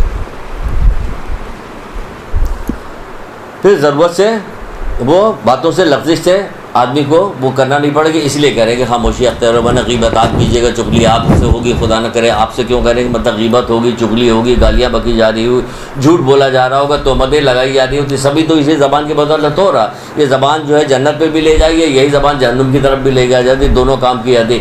کسی نے کہا کہ اللہ کے رسول سے کہا پروردگار اللہ کے رسول ہمیں بتائیے کہ ہمیں کوئی نصیحت کیجیے کہ اپنی زبان کو قابو میں رکھو کہ نہ جانے کتنے ایسے لوگ ہیں جو اسی زبان کی بدولت آنکھیں منہ جہنم میں ڈال دیے جائیں. اسی زبان کی بدولت اس کو یہ نصیحت کر رہے ہیں کہ آنکھیں منہ جہنم میں ڈال دیا جائے. تو یہ ہمیں خاموشی. پھر چھٹی چیز بتاتے خاموشی کرامت کاتبین کے آرام کا موقع فراہم کرتے ہیں. 7 چیزیں ہیں نا، تو 6 چیز کرامت کاتبین کو آرام کا موقع فراہم کرتے ہیں. کینسر اس وقت تو کرامت کاتبین بالکل آرام سے نہیں ہوگا جب اتنی تیز بول رہے ہیں. یہ تو خوشی لکھ رہا ہوگا نا بیچارہ، کیونکہ ہم اللہ اس کے رسول کی باتیں بتا رہے ہیں اس لیے خوش ہو رہا ہے. وہ کرامت کاتبین وہاں پہ خاموشی جہاں پہ بے مقصد بات کرنے کی بات کی ہے. پھر 7ویں چیز بتائے خاموش بہت سارے عیبوں پہ پردہ ڈال دیتی. خاموشی بہت سارے عیبوں پہ پردہ ڈال دیتی خاموشی. تو یہ تقویٰ الہی اختیار کرنا پڑے گا ہمیں. کس کام کے لیے؟ یہ کون سی کشتی ہے؟ یہ حضرت لقمان نے کشتی بتائی ہے کہ جس سے ہم پار لگیں گے تقویٰ الہی اختیار کرنے کے بعد. پھر اس کے بعد ایک کشتی آتی ہے جس کو کہا جاتا ہے تیسری کشتی، اہل بیت کی کشتی.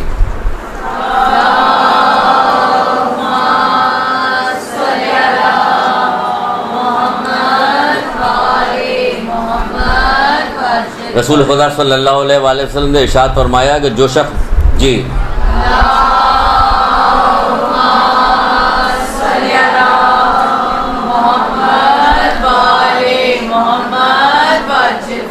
آپ فرماتے جو شخص نجات کی کشتی میں سوار ہونے اور مضبوط رسی کو تھامنے کا خواہش مند ہو اسے میرے بعد علی کی ولایت کو اپنانا اور اس کے دشمنوں سے دشمنی رکھنا اور اس کی اولاد سے ائمہ کو تسلیم کرنا چاہیے. یہ کتنی وہ لے کے جائے گا. علی کی ولایت کو تسلیم کیجیے اور اس کی اولاد میں سے جو ائمہ آ رہے ہیں کہیں بیچ میں کوئی کٹ نہیں اس میں سے ہوگا. پہلے امام سے لے کے آخری امام تک، امام زمانہ علیہ السلام تک.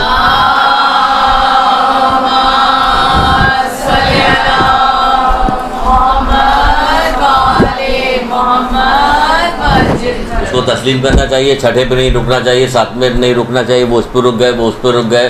انہوں نے کہا کہ وہ علی پہ رک گئے، کیوں کہنے تو اللہ میاں ماننے لگے، ان کو چلی چھٹی ہو گئی، وہ وہیں رک گئے. یہ سب نہیں، سیدھا جو بتایا جا رہا ہے ولایت کو تسلیم کرو اور ان کے ائمہ میں سے جو امام ہیں ان کی اس کو تسلیم کرو. تو یہ کہا جا رہا ہے. تو یہ کون لوگ ہوں گے؟ اب یہ سوالی کو ہمیں تسلیم کرنا ہے. پھر کہا جا رہا ہے کہ اچھا یہ کیوں ماننا ہے؟ اچھا ضروری بھی بہت ہے، ایسا نہیں کہ آپ کہیے کہ ادھر ادھر داہنے بائیں ہو جائیں اور کچھ یہ کر لیں کچھ ان کو کر لیں، نہیں، بہت ضروری۔ ایک مقام پہ ایک کتاب کے اندر لکھا ہوا تھا، اگر کسی شخص کو حضرت نوح جیسی عبادت کی توفیق مل جائے، حضرت نوح عبادت بھی بہت کیا کرتے ہیں، باقاعدہ رسول اللہ کی حدیث میں بہار الانوار کی روایت سے یہ روایت بھی کہ حضرت نوح جیسی عبادت کرنا اسے نصیب ہو، احد کے پہاڑ کے برابر سونا وہ صدقہ کر دے، اس کی اتنی لمبی عمر ہو جائے کہ 1000 حج پاپ ادا کرے، اتنی لمبی عمر ہو جائے، اور صفا مروہ کے درمیان مظلومی کے عالم میں قتل کر دیا جائے، تو بھی اے علی اگر تمہاری ولایت کو تسلیم نہیں کرتا، جنت کو جا اس کی خوشبو بھی نہیں سونگھ سکتا وہ۔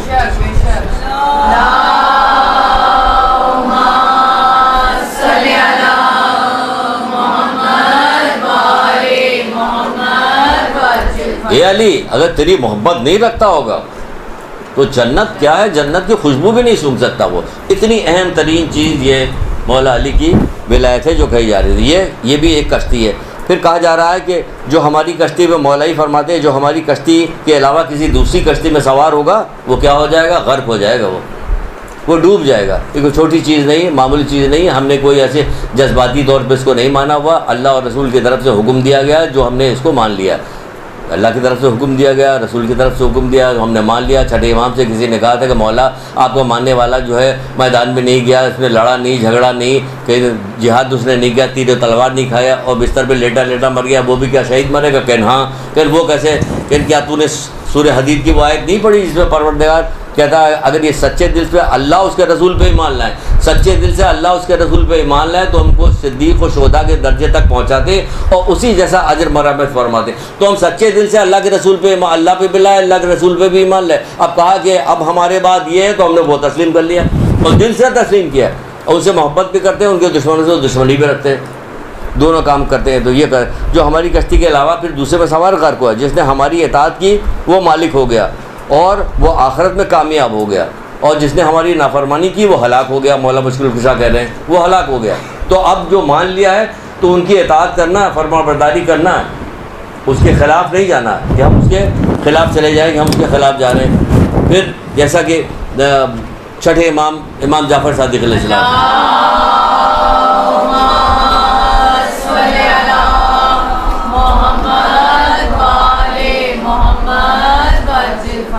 آپ پر منقول گئے، ایک دن رسول خدا صلی اللہ علیہ وسلم مسجد میں بیٹھے، کچھ اصحاب بھی بیٹھے ہوئے تھے، دیکھا کہ چند حبشی لوگ جو ہیں ایک مردے کو کپڑے میں لپیٹے ہوئے لے کے چلے جا رہے ہیں، مردے کو کپڑے میں لپیٹے ہوئے لے کے چلے جا رہے ہیں۔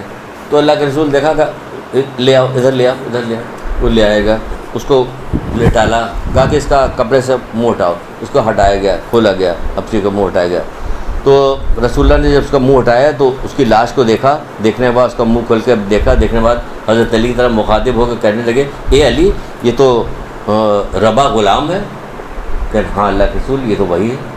کہنے لگے اچھا۔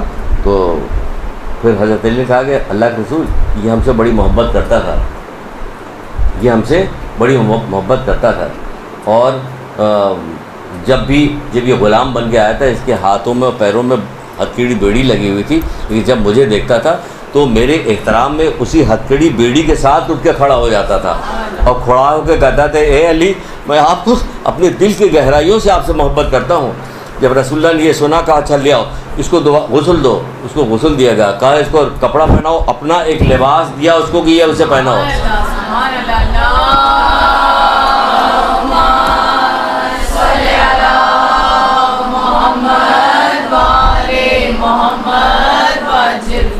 اس کو لباس دیا، لباس دینے کا پہنایا، پہنانے کے بعد اس کو لے کے چلنے کے بعد قبر میں اتارنے کے لیے جا رہے تھے تو بہت زیادہ پھڑپھڑانے کی آوازیں آ رہی تھی۔ تو لوگوں نے پوچھا اللہ کے رسول یہ کیسی آواز ہے؟ کہ فرشتے آ رہے ہیں اس کی نماز جنازہ پڑھنے کے لیے۔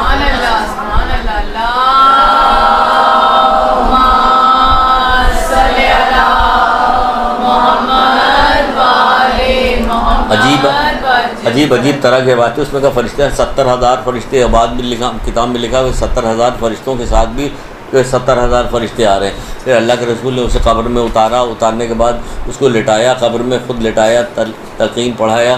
اس کے بعد کہتے ہیں حضرت علی کی طرف مڑ کے کہتے ہیں اے علی اس کو جو کچھ یہ مل رہا فیض حاصل کر رہا جنت کی، یہ صرف اور صرف تمہاری محبت کی وجہ سے۔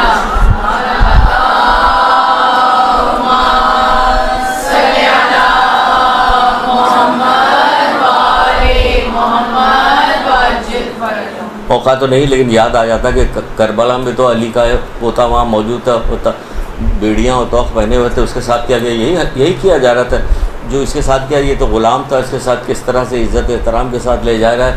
وہاں پہ ان کی لاشیں جو ہیں بے گور و کفن پڑی ہوئی کربلا میں، وہ کوئی پوچھنے والا نہیں ہے. کیا ہے؟ بد نصیب لوگ، بد نصیب. خوش نصیبی اور بد نصیبی یہیں پتہ چلتی ہے. خوش نصیبی اور بد نصیبی عہدے سے اور پیسے سے اس سے نہیں پتہ، اس سے پتہ چلتی کہ کیا کتنا کیا کر کیا رہا ہے. جس چیز سے اللہ اور اس کے رسول محبت کرتے ہیں، اس سے محبت کر رہا کہ نہیں کر رہا، یہاں سے بد نصیبی خوش نصیبی پتہ چلتی. تو بہرحال تو یہ وہ ہوا، اس کو اس طرح سے دفنایا، اس طرح بتایا گیا. فرشتے آئے، بعض جگہ پہ ہے کہ اللہ کے رسول نے منہ ایسا کر کے پھیر لیا. قبر سے پوچھا گیا کہ اللہ کے رسول آپ نے منہ کیوں پھیر لیا تھا؟ کہ یہ اس دنیا سے پیاسا گیا تھا، تو جو ازواج اس کی جنت میں جو حوریں ازواج ہیں وہ اس کے لیے جنت کا پانی لے کے آئی تھی اس کو پلانے کے لیے، تو میں گوارا نہیں کیا کہ بہت شرمیلا تھا کہ میں اس کی طرف دیکھتا رہوں، اس لیے میں نے منہ پھیر لیا. یہ کس وجہ سے؟ محبت. اور ایک چیز یاد رکھیے گا، اس واقعے میں ایک چیز یاد رکھیے گا، اس کو کون کہہ رہا کہ اللہ کے رسول یہ مجھ سے شدید محبت کرتا ہے؟ حضرت علی گواہی بھی دے رہے کہ یہ مجھ سے محبت کرتا ہے. ایسے تو ہم سب کہتے ہیں کہ ہم محبت کرتے ہیں، تو کیا اس بات کی نشانی ہے کہ علی بھی ہم سے محبت کرتے ہوں گے، مولا بھی ہم؟ تو مولا کی محبت کرنے کے جو طریقہ کار ہے اس کو اگر ہم اپنا لیں گے تو کم بیش کچھ نہ کچھ تو ہم سے محبت کریں گے نا، ضرور کریں گے محبت، یا آپ سے محبت کریں گے. جیسے کہ خود مولا ہی نے فرمایا، آپ ارشاد فرماتے ہیں، مولا مشکل خوشا حضرت علی علیہ السلام،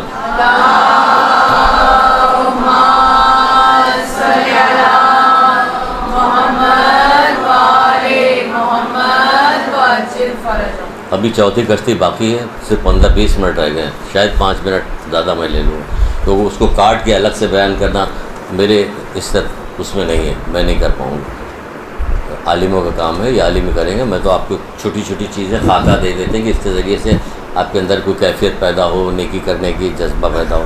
میں مولا مشکل خواہ فرماتے ہیں، حوض کوثر پر میں رسول خدا صلی اللہ علیہ وآلہ وسلم کے ساتھ ہوں گا.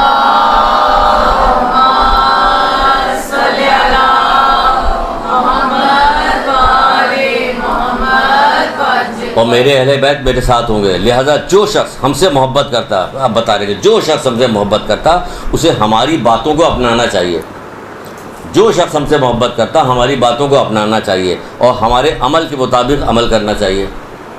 ہماری باتوں کو اپنانا چاہیے، تو یہ نشانی بتا رہے ہیں جو ہم سے محبت کرتا اس کو ہماری باتوں کو اپنانا چاہیے، ہمارے عمل کے مطابق عمل کرنا چاہیے. کیونکہ جو اہل بیت سے جتنی محبت کرے گا، اس کشتی میں آپ سوار ہے، جو جتنی محبت کرے گا اہل بیت سے پل صراط پہ اتنی ہی تیزی کے ساتھ عبور کرے گا. کیونکہ پل صراط پہ عبور کرنے والوں کی کئی قسمیں ہیں. کوئی تیزی کے ساتھ جا رہا، کوئی بجلی کا کون کے ساتھ گزر جائے گا، کوئی گھٹنیوں کو بل جائے گا، کوئی تیز رفتار گھوڑے کی طرح جائے گا، کوئی آندھی کی طرح، کوئی رگڑتا ہوا جائے گا. تو جس کی جیسی محبت ہوگی ویسے ہی. اب جس طرح سے آپ کو گزرنا ہو، اس باریک بال سے زیادہ باریک ہے، تلوار کی دھار سے زیادہ تیز ہے، آگ سے زیادہ گرم ہے، اس کے اوپر سے آپ کو جیسے گزرنا ہوگا. جتنی شدید محبت کیجیے گا اتنی اچھی ہموار ہو جائے گی پل صراط، اور آپ آسانی کے ساتھ گزر کے جائیے. تو آپ اپنی محبت کو ہر آدمی نے، سب نے مل کے، ہم سب محبت کرتے ہیں، سب کی محبتیں الگ الگ ہیں. اس فریم کے اوپر، اس اصول کے اوپر دیکھ لیجیے کہ جو ہم سے محبت کرتا اسے ہماری باتوں کو اپنانا چاہیے اور ہمارے عمل کے مطابق عمل کرنا چاہیے. تو پل صراط سے بھی وہی گزرے گا. علی سے محبت جو رکھتا ہے تو اس کی نماز اور روزے قبول ہو جائیں گے. یہ علی سے محبت کی کون سی محبت؟ گناہوں کو چھوڑنے والی محبت، ان کی باتوں کو اپنانے والی. یہ نماز کو قبول ہو جائے گی. ابھی کہہ نہیں دیتے ڈاکٹر ابھی کہ میں آؤں گا ایک کلاس لوں گا نماز کے کیسے قبول ہوگی، لیکن ہم نے بتا دیا ایک لائن میں ہو گیا تو ختم. اب ہم کہہ دیں گے آپ کو ضرورت نہیں ہے، ہم نے بتا دیا. یہی ہوگا. وہ تفصیل ہے اس کی، کیسے قبول ہوگا کیا نہیں قبول ہوگا. پھر کیا علی سے محبت رکھتا ہے اس کی نماز. اے علی، تمہاری محبت جو کرنے والے جو شیعہ ہوتے ہیں وہ عدل قائم کرنے والے ہوتے ہیں. اس میں پوری تفصیل ہے، اس میں بات نہیں کریں گے، آگے بڑھ جائیں گے. اب آگے بڑھ کے ہم آئیں گے، کہاں پہ آئیں گے؟ آگے عدل قائم کرنے کے لیے ایک جملہ بتا کے چلے جاتے ہیں تاکہ آپ کی روزمرہ کی زندگی میں قائم. علی جو ہے عدل، ان سے جو محبت کرتا ہے وہ عدل قائم کرنے والے ہوں گے. عدل قائم کرنے والے ابھی تھوڑی دیر پہلے بتا کہ ایک ساتھ کا جو ظلم ہے وہ 60 سال کے گناہوں سے بدتر ہے، اور ایک ساتھ کا عدل ہے جو 70 سال کی عبادت سے افضل ہے، جس میں رات بھر نمازیں پڑھی جائیں اور دن بھر روزہ رکھا جائے. ایک ساتھ کا عدل جو ہے، اور یہ ایک ساتھ کا عدل آپ کیسے انجام دیجیے گا؟ کتنی لمبی کلاس لی جائے؟ ایک لائن میں. دیکھیے آسان دین لے کے آئے ہیں نا، تو تفصیل کے ساتھ بھی بات بتاتے ہیں، ایک لائن میں بتا دیتے ہیں. بہت ساری باتیں ایک لائن میں بتا دی، آپ سمجھ جائیے. اب کہا جائے کہ بدعقل لوگ کون کون ہیں، تو بڑی لمبی چوڑی گفتگو ہوگی کہ کون لوگ بدعقل ہیں. مولا نے چھوٹی جملے میں بتا دیا. مغرور کو عقل نہیں.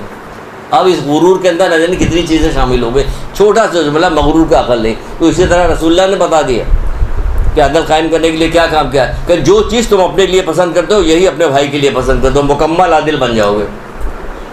کتنا آسان ہو گیا آپ کے لیے.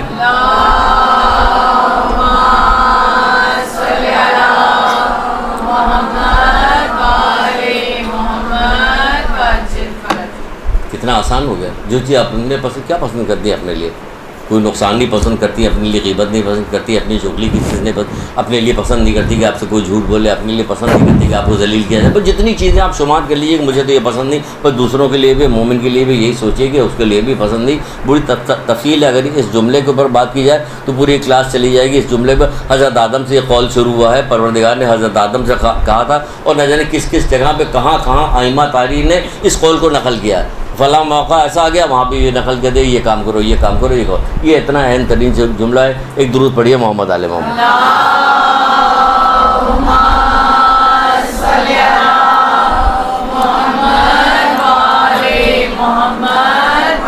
اب چوتھی کشتی آتی ہے. رسول خدا صلی اللہ علیہ وآلہ وسلم نے ارشاد فرمایا,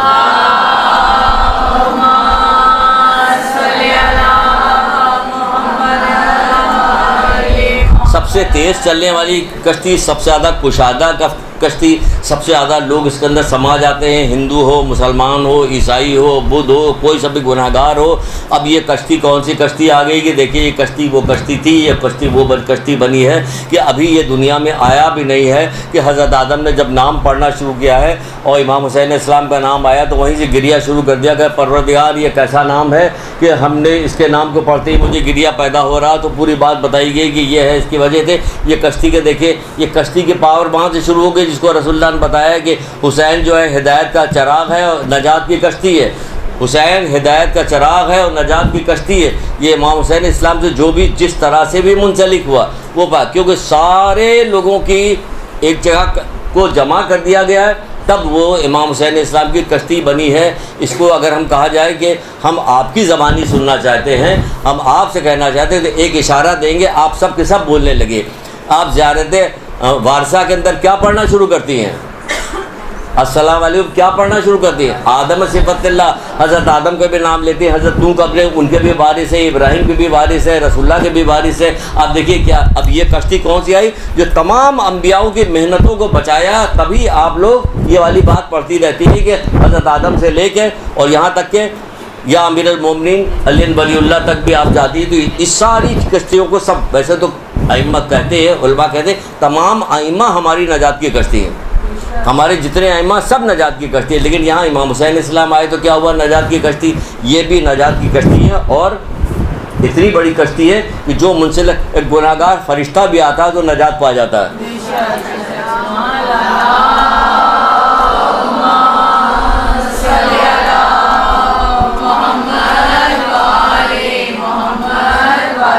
ابھی دو تین قول آپ کو مولا کے سنائیں گے, لیکن پہلے ایک دو واقعہ بیچ میں ڈال دیتے ہیں. ہم اس کو پہلے واقعہ ڈال دیتے ہیں.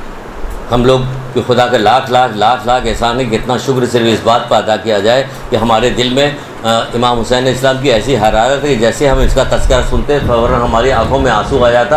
اور کہا جاتا کہ جو خود امام حسین اسلام نے فرمایا کہ جو ہمارے غم میں جس نے گریہ کیا اس کی آنکھوں کو اللہ تعالیٰ روشن کر دیتا, اسے جنت میں مقام. خود امام حسین اسلام کہہ رہے ہیں, خود امام حسین چھٹے امام کہہ رہے ہیں. کتنی روایتیں بھری پڑی ہوئی کہ غم حسین میں رونے والا جنت میں جائے گا. ٹھیک ہے نا, سب اپنی جگہ پہ. لیکن آپ دیکھیں کہ کچھ چیزیں اس کے باوجود امام حسین اسلام نے تقوی کی وصیت کی. مولا جب آپ کے رونے پہ ہم جنت پہ جائیں گے تقوی کی وصیت کیوں کر رہے ہیں آپ, یعنی اسی لیے وصیت کر رہے ہیں کہ ہر آدمی جیسے کہ علی کی محبت جب تمہارے دل میں آ گئی نا تو پل صراط سے گزر جاؤ گے. لیکن کیسے گزرو کہ جتنی زیادہ محبت ہوگی اتنی آسانی کے ساتھ گزرے گی, جتنی کم محبت ہوگی اتنی تکلیف سے. تو اسی طرح تمہارے دل میں ہماری محبت تو آ گئی, تم نے غم تو گریہ تو کیا, لیکن اللہ کی نافرمانی کرتے رہے تو تمہیں دقت ہوگی. وہاں پہنچو گے تو بالآخر تم جنت پہ, ہر حال میں جنت پہ جاؤ گے. لیکن جنت پہ تو جاؤ گے, لیکن کیسے جاؤ گے, اس کے لیے آسانی پیدا کرنے کے لیے مولا نے خود بھی بہت ساری تاکید کی ہے. لیکن اس تاکید سے پہلے ابھی آپ کو ایک بات بتاتے ہیں. ایک شخص کہتا ہے کہ وہ کوفے میں رہتا تھا, وہ اپنے دوست کے ساتھ اٹھتا بیٹھتا تھا.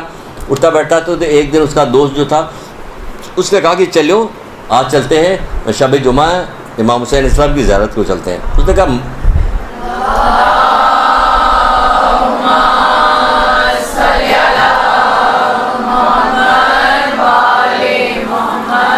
حسین اسلام کی زیارت سے چلتے اس نے کہا کہ میں اس قسم کی بدعت سے جو ہے میں اس کو پسند نہیں کرتا ہوں، بدعتی مقام جو لوگ گناہ گار ہوتے ہیں، بدعتی لوگ یہ وہ، اس نے بری بھلی بات ایسی ویسی کی. یہ شخص اٹھا اپنی جگہ سے، غصے میں اپنے گھر گیا، اور گھر جانے کے بعد اس نے طے کیا کہ کل صبح جاؤں گا اور میں اس سے امام حسین اسلام کے بعض فضائل کا تذکرہ کروں گا، اس نے انکار کیا تو میں اسے قتل کر دوں گا. یہ سوچ کے گھر چلا گیا، غصے میں آ گیا. اور ایسا ہوتا ہے کہ آپ کے سامنے اگر کوئی ایسی بات کی جائے امام تارین کے بارے میں تو غصہ تو بہت شدید آتا. بہرحال یہ گھر چلا گیا. دوسرے دن صبح آیا اس کے دق الباب کی، اس کا نام لے کے بلایا تو اس کی بیوی نے آواز دی کہ وہ تو امام حسین اسلام کی زیارت کے لیے گیا ہوا، حرم میں گیا ہوا. یہ حیران رہ گیا کہ ارے رات تم اس سے ایسی باتیں کر رہا تھا کہ گناہ گار لوگ ہوتے ہیں، جو گناہ گار ہوتے ہیں وہ جہنم میں جاتے ہیں، یہ اس وقت کیسی باتیں سن رہا ہوں میں. فوراً وہاں سے نکلا، اور نکلنے کے بعد امام حسین اسلام کے حرم میں پہنچا تو دیکھا وہ سجدے میں پڑا ہوا ہے اور گریا کر رہا ہے اور استغفار کر رہا ہے اور مغفرت طلب کر رہا ہے. گریا کر رہا ہے، استغفار، مغفرت. یہ اس کے پاس بیٹھ گیا جا کے. کافی دیر کے بعد جب اس نے سجدے سے سر اٹھایا اور اس کی طرف دیکھا تو دیکھا کہ حیرانی سے مجھے دیکھ رہا کہ مجھے اس طرح سے حیرانی سے نہ دیکھو کہ کل تو تم یہ کہہ رہے تھے، آج یہ کیا ہو گیا؟ کہ نہیں، یہ مجھ سے کچھ میں کل رات میں نے ایسا خواب دیکھا کہ اس نے مجھے ہلا کے رکھ دیا. کہا کیا خواب تم نے دیکھا؟ کہ رات جب میں نے سویا تو میں نے خواب میں دیکھا کہ ایک بہت ہی شاندار نورانی شخصیت کو میں دیکھ رہا ہوں، جن کے گرد جو ہے بہت سارے لوگ جمع ہیں، بہت سارے لوگ، اور اتنی میں اپنی زبان سے ان کی جو ہے شان کو بیان نہیں کر سکتا کہ ان کی شان کو کس طرح سے بیان کرو. اور انہی کے قریب ایک اور شخص بھی کھڑا ہوا تھا، اس کے بھی سر پہ تاج تھا، اس کی کرنیں نکل رہی تھی، بہت دور دور تک جا رہی تھی. تو میں نے ان لوگوں میں جو درمیان کے جو لوگ کھڑے ہوتے ان کو بلا کے کسی کہ یہ کون شخص؟ ان کے رسول خدا صلی اللہ علیہ وآلہ وسلم.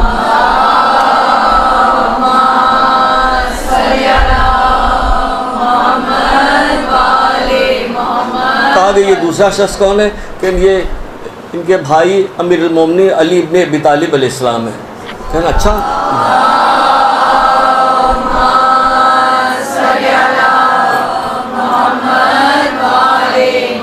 پھر آسمان سے 2 عماریاں میں نے اترتے ہوئے دیکھا، جو آسمان پہ 2 عماریاں. ہم نے پوچھا کہ یہ عماریوں میں کون کون ہے؟ کہ خدیجۃ الکبریٰ سلام اللہ علیہ،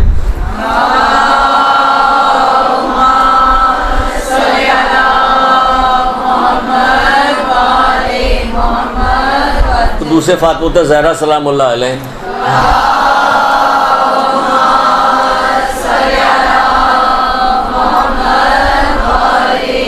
کہ اس سے ساتھ یہ جوان جو کھڑا ہوا خوبصورت جوان، یہ کون ہے؟ کہ امام حسن علیہ السلام ہے. امام حسن اسلام کھڑے ہوئے.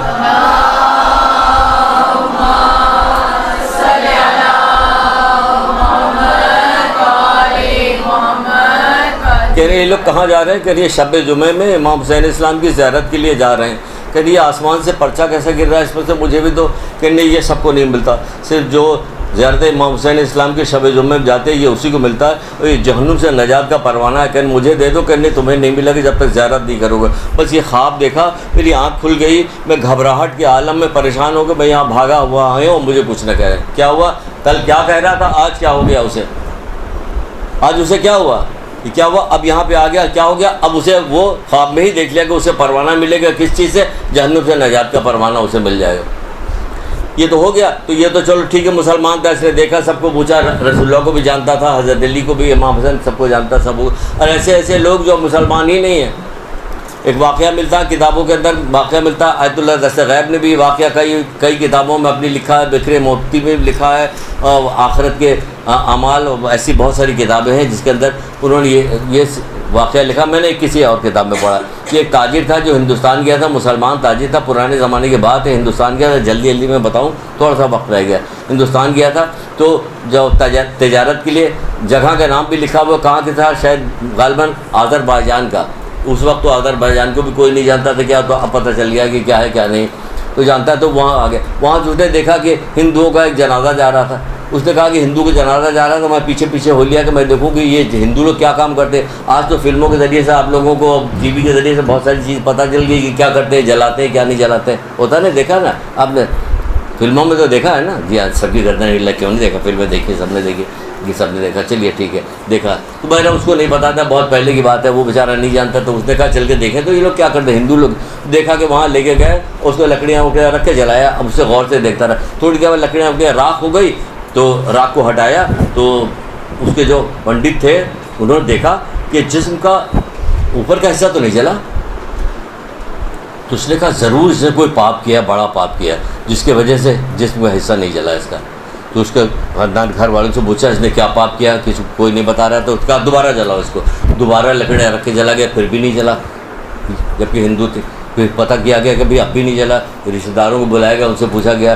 سب نے کہا کہ ہم نے تو کوئی پاپ ایسا پاپ بھی نہیں، کوئی گناہ ایسا نہیں دیکھا. اب تو خیر پاپ کہنا ہمیں اس کے جو ٹرانسلیشن کرنے کی ضرورت نہیں، سب کو پتہ ہے، بچوں کو بھی پتہ ہے.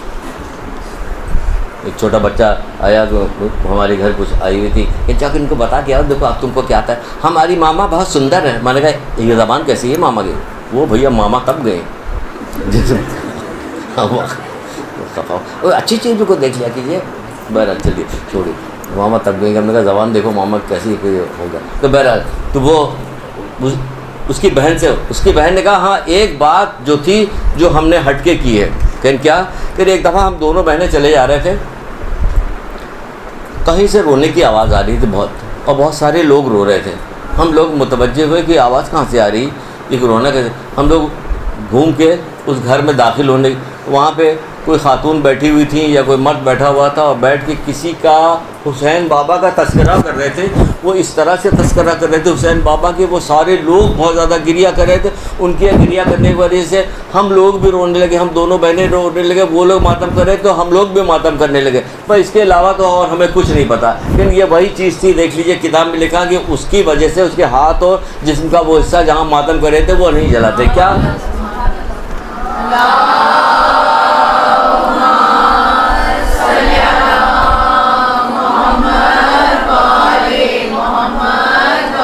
باقی قیامت کے دن کیا ہوگا، اللہ تعالیٰ اس کے ساتھ کیا کر رہا ہے اللہ جانتا ہے. امام حسین نے جانتے ہیں، ان کی والدہ جانتی ہیں بس، اور ہمیں کچھ نہیں پتا کہ کیا ہوگا کیا نہیں ہوگا. بہت سارے اللہ تعالیٰ کے بخشش کے سامان ہیں. تو بہرحال کہنے کا مطلب یہ کہ یہ کشتی اتنی بڑی ہے، یہ کشتی ایسی ہے تیز چلنے والی کشتی کہ بس منسلک ہو جائیے دل لگا کے. تو منسلک ہو جائیے دل لگا کے. لیکن کیا ہے اس دل لگانے میں کیسے منسلک ہوئیے گا؟ ایسے ہوئیے گا خود امام بس ایک دو قول آپ کی زحمتیں تمام کر رہے ہیں. امام حسین اسلام خود ارشاد فرماتے کہ اللہ کے بندو تقویٰ و پرہیزگاری اختیار کرو. ارے مولا ہم تو آپ کے اوپر رو رہے ہیں، کہ اس کا زیادہ فائدہ لو. ہم آپ کو رو رہے ہو، ماتم کر رہے ہو، صحیح ہے تم مومن ہو، وہ غیر مومنہ تھی، وہ یہاں تک پہنچی تو اس کو فائدہ زیادہ دیا جائے گا. تم آؤ، تم ادھر آؤ تو تم دیکھو کہ تم کو کیا فائدہ ملنے والا ہے. تمہارا مقام بہت زیادہ بلند ہے. تو کہہ رہے ہیں تقویٰ پرہیزگاری اختیار کرو اور دنیا کے دھوکے میں نہ آؤ. خود امام حسین اسلام کہہ رہے کہ جن کے غم میں رونے میں سیدھے جنت پہ جائیں گے ہم. لیکن وہ کہہ رہے کہ کب جائیں گے، کیسے جائیں گے. ہم نے ایک عالم کے سامنے یہ بات رکھ کے پوچھی تھی کہ ایک طرف تو امام حسین اسلام کہہ رہے کہ ہمارے غم میں رونے والا جو ہے وہ جنت میں جگہ پائے گا، دوسری طرف ہمیں تقوی پرہیزگاری کی دعوت دینے دی. ایسے دو چیزیں ایک ساتھ کیسے مل کے ہو رہی کہ نہیں؟ اس لیے دے رہے ہیں کہ جیسے کہ آپ نے دیکھا نہیں تھا، جو جتنی زیادہ محبت کرے گا وہ اتنی آسانی کے ساتھ پلے سرات سے گزرے گا. جو اتنی کم محبت کرے کہ تو وہ وہی حال یہاں پہ جتنی پرہیزگاری کے ساتھ امام حسین صاحب سے محبت کرے گا، گریہ کرے. آپ کے آنسو میں اور چوتھے امام کے آنسو میں تو فرق ہوگا نا، ہے یہ نہ فرق؟ آپ کے غم میں ان کے غم میں فرق ہوگا نا.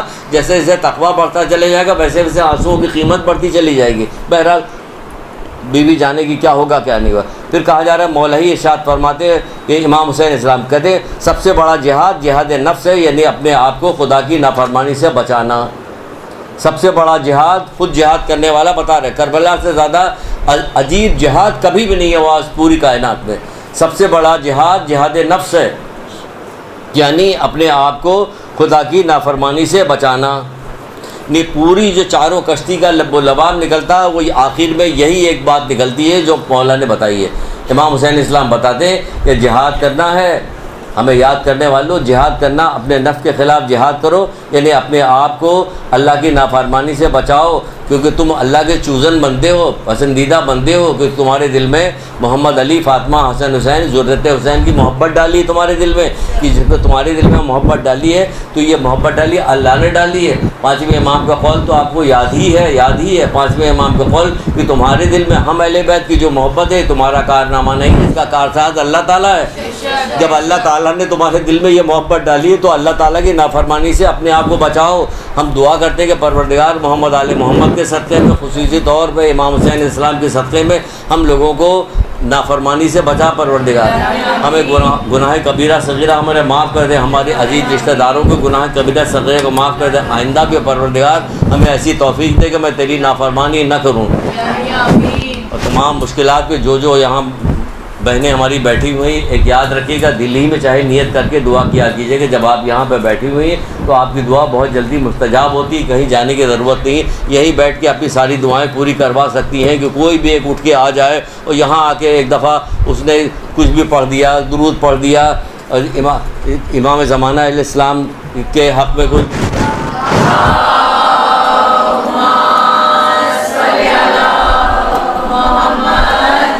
دعائے امام زمانہ پڑھنے کے بعد تمام مومنین مومنات کے حق میں، یہاں جو لوگ موجود ان کے حق میں، جن بچوں کی شادی نہیں ہوئی پروردگار ان کو شادی کرا دے، پروردگار جو لوگ روزگار کے مشکلات میں گرفتار ان کو روزگار، پروردگار ان کو دشمنوں سے محفوظ رکھ، اس دنیا کے اندر ہر طرح کی بلائیں، ناگہانی ذلت پریشانی سے ان کے جو عزیز رشتہ دار والدین جو اس دنیا سے جا چکے ہیں، پروردگار ان کو جوار محمد آل محمد میں جگہ، ہم سب لوگوں کو گناہوں کو معاف کر دے، ہم لوگوں کی حفظ امان رکھے، دشمنوں کو زہر کر پڑتا ہے، مومنین کی مدد کرنا اور دشمنوں کو منافقین کو ذلیل رسوا کر رہے، درود پڑھ دیے محمد علیہ۔